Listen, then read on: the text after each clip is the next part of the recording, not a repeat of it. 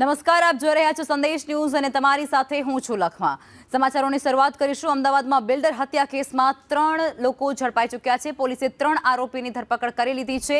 બિલ્ડરના પૂર્વ સિક્યુરિટી ગાર્ડે તેમની હત્યા કરી હોવાનો ખુલાસો કોન્ટ્રાક્ટર કિલિંગ હોવાનું સામે આવ્યું છે, જેમાં પૈસાની લેતી દેતીમાં હત્યા કરાઈ હોવાની આશંકા પણ વ્યક્ત થઈ રહી છે। હત્યા કરી અને મૃતદેહને કારમાં જ છુપાવી દેવામાં આવ્યો હતો।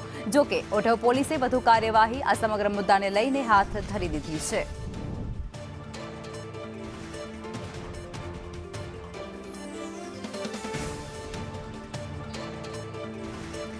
અમદાવાદના વિરાટનગરમાં બિલ્ડરની હત્યા અને એ બિલ્ડરની હત્યા છે તેમના કોઈ અંગત વ્યક્તિ દ્વારા કરવામાં આવી હોવાની આશંકા વ્યક્ત થઈ રહી છે અને તેમાં જ મોટા ખુલાસા પણ થઈ રહ્યા છે, જેમાં છરીના ઘા ઝીંકી અને તેની હત્યા કરાઈ છે। અજાણ્યા આરોપીએ બિલ્ડરને મોતને ઘાટ ઉતાર્યો।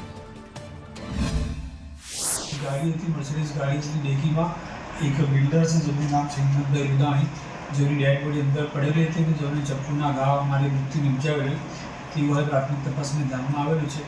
जे बाबते आगळ एमना जे दीकरा है एमना दीकरानी फरियाद लईने आगळनी कार्यवाही चालू है। सुने तमाम एंगलथी पोलीस तपास करी रही है અને તપાસના આધારે જે પણ સસ્પેક્ટ લાગશે સસ્પેક્ટ લોકોની પણ પોલીસ અત્યારે પૂછપરછ કરી રહી છે, જેથી ગુનાનું કોણ અંજામ આપે છે તેના મૂળ સુધી।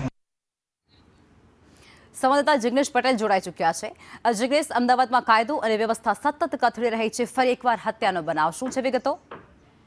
લખમાં વાત કરવામાં આવે તો ગઈકાલે મોડી રાત્રે જે બિલ્ડરની હત્યા કરાયેલો મૃતદેહ મળી આવ્યો હતો તે હત્યામાં સંડોવાયેલા કુલ 2 સગીર અને એક સગીર અને અન્ય બીજા 2 આરોપીઓની પોલીસે અત્યારે ધરપકડ કરી છે। સિરોહીથી 3 આરોપીઓને ઝડપી લેવામાં આવે છે, જેમાં હિમાંશુ ઉર્ફે રાહુલ રાઠોડ, પપ્પુ મેઘવાલ અને અન્ય એક સગીર છે તેની ધરપકડ કરવામાં આવી છે। પોલીસ તપાસમાં હકીકત સામે આવી છે કે જે ઝડપાયેલા આરોપીઓ છે તેઓ કોન્ટ્રાક્ટ કિલિંગ કર્યું હોવાની શક્યતા છે, એટલે કે અન્ય કોઈએ હત્યા કરવા માટે રૂપિયા ચૂકવ્યા હોવાની પણ શક્યતાઓ પોલીસ વ્યક્ત કરી રહી છે। આ મામલે જે સિરોહીથી ઝડપાયેલા 3 આરોપી છે તેમને અમદાવાદ લાવવા અને આ હત્યા કર્યા બાદ એટલે કે અન્ય જગ્યાએ હત્યા કરી મૃતદેહને વિરાટનગર બ્રિજના નીચે જે ગાડી હતી તેમાં પાર્ક કરી અને મૂકી દેવામાં આવ્યો હોવાની પણ શંકા પોલીસે વ્યક્ત કરી છે, જેથી અન્ય જે આરોપીઓ છે જેમને હત્યા માટે સોપારી આપી હતી તે કોણ હતા અને કયા સંજોગોમાં હત્યા બની હતી તે અંગે પોલીસની અલગ અલગ ટીમો છે તે તપાસ કરી રહી છે।